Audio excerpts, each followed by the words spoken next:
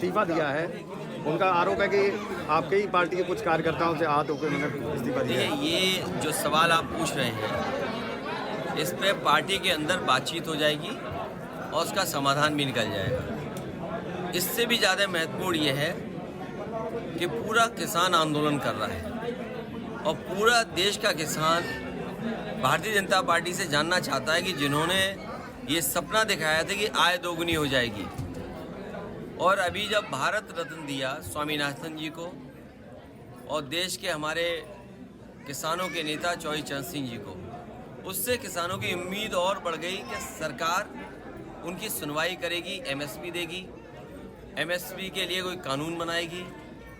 लेकिन जिस तरह सरकार का व्यवहार है, कीलें लगा देना, अगर वो निकल रहे हैं तो रोकने के लिए तमाम चीज़ों का इंतज़ाम कर देना, प्रशासन पूरी तरीके से पुलिस लगा करके आंसू गैस गोले चला करके उन्हें रोकना चाहती हैं।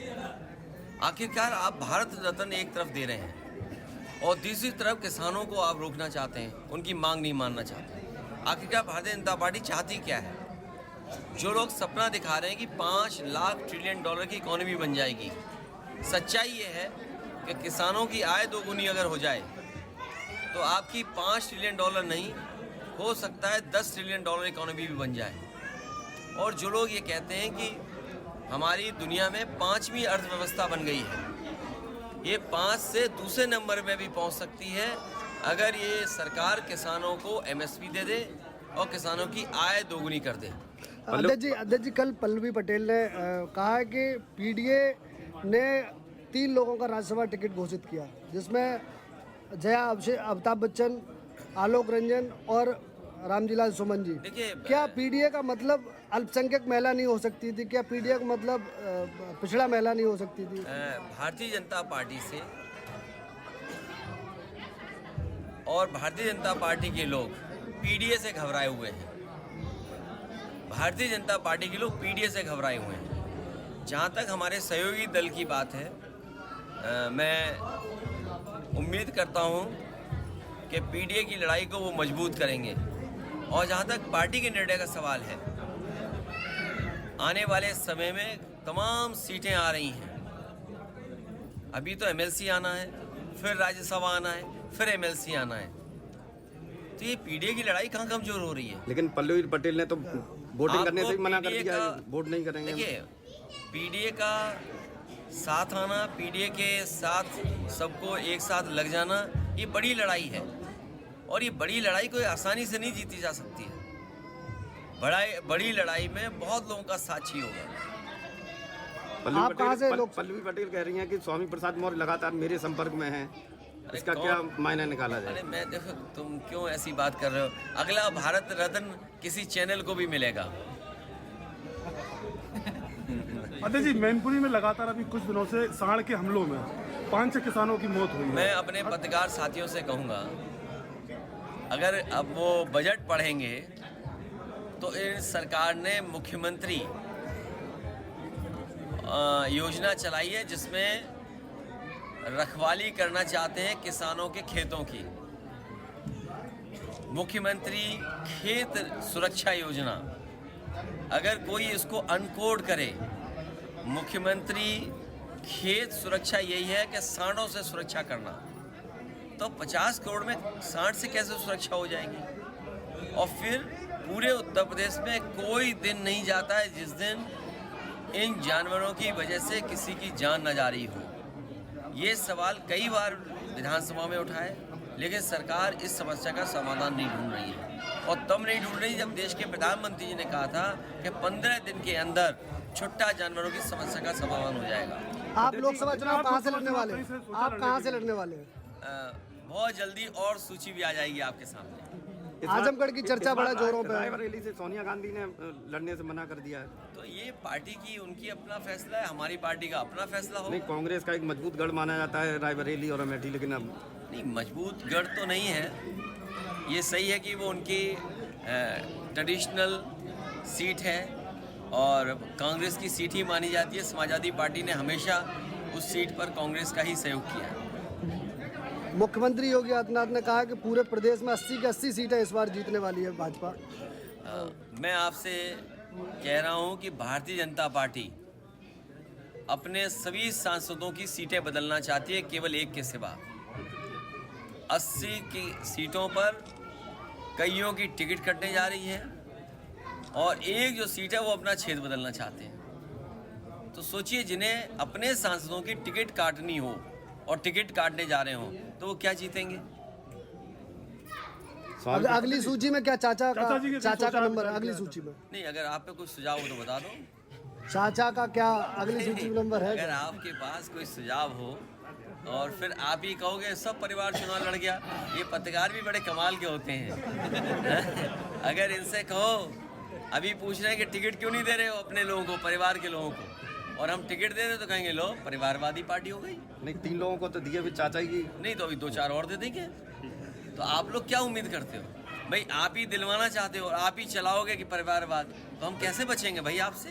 तो चाचा कहाँ से लड़ेंगे?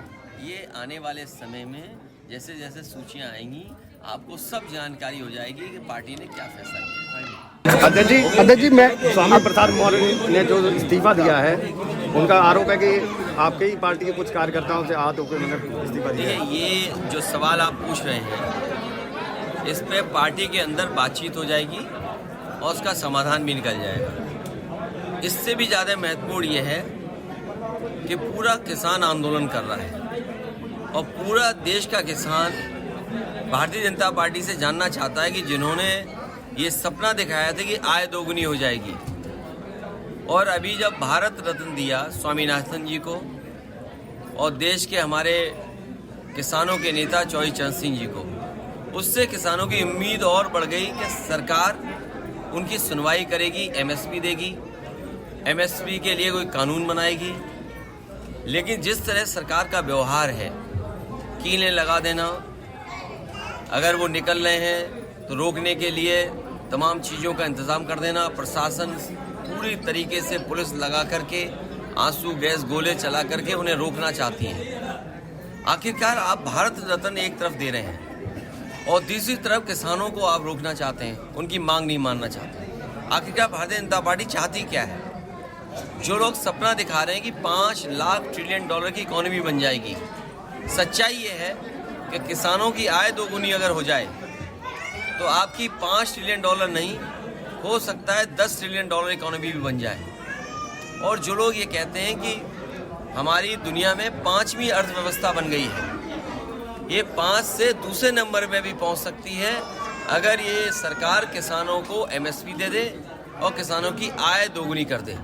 अध्यक्ष जी, कल पल्लवी पटेल ने कहा है कि पीडीए ने 3 लोगों का राज्यसभा टिकट घोषित किया, जिसमें जया, अमिताभ बच्चन, आलोक रंजन और रामजीलाल सुमन जी। देखिए, क्या पीडीए का मतलब अल्पसंख्यक महिला नहीं हो सकती थी? क्या पीडीए का मतलब पिछड़ा महिला नहीं हो सकती थी? भारतीय जनता पार्टी से और भारतीय जनता पार्टी के लोग पीडीए से घबराए हुए हैं। भारतीय जनता पार्टी के लोग पीडीए से घबराए हुए हैं। जहाँ तक हमारे सहयोगी दल की बात है, मैं उम्मीद करता हूँ कि पीडीए की लड़ाई को वो मजबूत करेंगे। और जहाँ तक पार्टी के निर्णय का सवाल है, आने वाले समय में तमाम सीटें आ रही हैं। अभी तो एमएलसी आना है, फिर राज्यसभा आना है, फिर एमएलसी आना है। तो ये पीडीए की लड़ाई कहाँ कमजोर हो रही है? लेकिन पल्लवी पटेल ने तो वोटिंग करने से मना कर दिया, वोट नहीं करेंगे। देखिए, पीडीए का साथ आना, पीडीए के साथ सबको एक साथ लग जाना, ये बड़ी लड़ाई है और ये बड़ी लड़ाई कोई आसानी से नहीं जीती जा सकती है। बड़ी लड़ाई में बहुत लोगों का साथ चाहिए होगा। पल्लवी पटेल कह रही हैं कि स्वामी प्रसाद मौर्य लगातार मेरे संपर्क में हैं, इसका क्या मायना निकाला जाए? अरे मैं देखो, तुम क्यों ऐसी बात कर रहे हो? अगला भारत रत्न किसी चैनल को भी मिलेगा। अध्यक्ष जी, मैनपुरी में लगातार अभी कुछ दिनों से सांड के हमलों में 5 किसानों की मौत हुई है। मैं अपने पत्रकार साथियों से कहूँगा, अगर अब वो बजट पढ़ेंगे तो इन सरकार ने मुख्यमंत्री योजना चलाई है जिसमें रखवाली करना चाहते हैं किसानों के खेतों की। मुख्यमंत्री खेत सुरक्षा योजना अगर कोई इसको अनकोड करे, मुख्यमंत्री खेत सुरक्षा यही है कि सांडों से सुरक्षा करना, तो 50 करोड़ में सांड से कैसे सुरक्षा हो जाएगी? और फिर पूरे उत्तर प्रदेश में कोई दिन नहीं जाता है जिस दिन इन जानवरों की वजह से किसी की जान न जा रही हो। ये सवाल कई बार विधानसभा में उठा है, लेकिन सरकार इस समस्या का समाधान नहीं ढूंढ रही है। और तब नहीं ढूंढ रही जब देश के प्रधानमंत्री जी ने कहा था कि 15 दिन के अंदर छुट्टा जानवरों की समस्या का समाधान हो जाएगा। आप लोकसभा चुनाव कहाँ से लड़ने वाले हैं? आप कहाँ से लड़ने वाले हैं? बहुत जल्दी और सूची भी आ जाएगी आपके सामने। आजमगढ़ की चर्चा बड़ा जोरों पे है। रायबरेली से सोनिया गांधी ने लड़ने से मना कर दिया है। तो ये पार्टी की उनकी अपना फैसला है, हमारी पार्टी का अपना फैसला हो। नहीं, कांग्रेस का एक मजबूत गढ़ माना जाता है रायबरेली और अमेठी, लेकिन अब नहीं, मजबूत गढ़ तो नहीं है। ये सही है कि वो उनकी ट्रेडिशनल सीट है और कांग्रेस की सीट ही मानी जाती है। समाजवादी पार्टी ने हमेशा उस सीट पर कांग्रेस का ही सहयोग किया है। मुख्यमंत्री योगी आदित्यनाथ ने कहा कि पूरे प्रदेश में 80 की 80 सीटें इस बार जीतने वाली है भाजपा। मैं आपसे कह रहा हूं कि भारतीय जनता पार्टी अपने सभी सांसदों की सीटें बदलना चाहती है, केवल एक के सिवा। 80 की सीटों पर कईयों की टिकट कटने जा रही है और एक जो सीट है वो अपना क्षेत्र बदलना चाहते हैं। तो सोचिए, जिन्हें अपने सांसदों की टिकट काटनी हो और टिकट काटने जा रहे हो तो वो क्या जीतेंगे? अगली सूची में क्या चाचा का नंबर है? अगली सूची में नहीं, अगर आप पे कुछ सुझाव हो तो बता दो। चाचा का क्या अगली सूची में नंबर है? अगर आपके पास कोई सुझाव हो और फिर आप ही कहोगे सब परिवार चुनाव लड़ गया, ये पत्रकार भी बड़े कमाल के होते हैं। अगर इनसे कहो, अभी पूछ रहे हैं कि टिकट क्यों नहीं दे रहे हो अपने लोगों को, परिवार के लोगों को, और हम टिकट दे रहे तो कहेंगे लो परिवारवादी पार्टी हो गई। नहीं, 3 लोगों को तो दिए, भी चाचा की नहीं तो अभी 2-4 और दे देंगे। तो आप लोग क्या उम्मीद करते हो भाई? आप ही दिलवाना चाहते हो और आप ही चलाओगे कि परिवारवाद, तो हम कैसे बचेंगे भाई आपसे? तो चाचा कहाँ से लड़ेंगे? ये आने वाले समय में जैसे जैसे सूचियां आएंगी आपको सब जानकारी हो जाएगी कि पार्टी ने क्या फैसला किया।